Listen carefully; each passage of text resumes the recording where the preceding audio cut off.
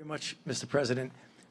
This is an example of another example of what I've been referring to in my discussions with many of you in the audience as a proactive, leaning forward, aggressive, trying to stay ahead of the curve. And what you're seeing now with this order is that we're going to be able to remove the constraints so that people at the state, the local level, the individual physician, all the way up through the federal government will have as many constraints as possible removed for them to do everything they possibly can so that we can implement the things that we've been talking about, the containment, the mitigation, so that, as I've said many times, that curve that I refer to that goes up, we don't want to have that curve.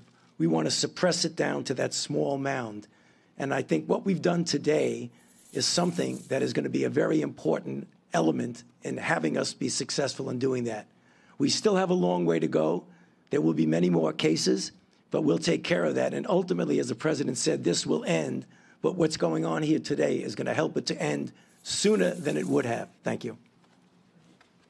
Thank you very much, Tony.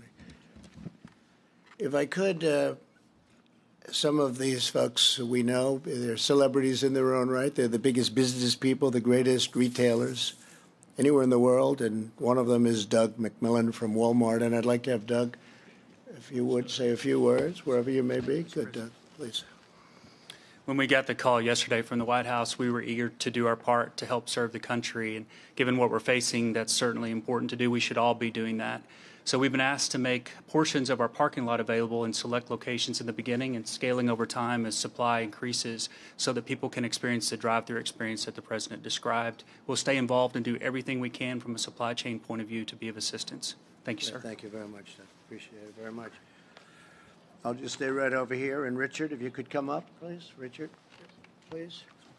Walgreens, thank you. Yep. Thank you, Mr. President. And similar to Doug and Walmart, we're happy to stand in here and help in communities all across America, because a lot of times when we have natural disasters, our stores are a beacon in the community, and this situation is no different. So we look forward to partnering with the CDC, the administration, HHS, and the task force, and specifically to the Vice President's doing such a fantastic job. We're ready to engage and help. Thank you. Thank you very much. Great job. Thank you very much.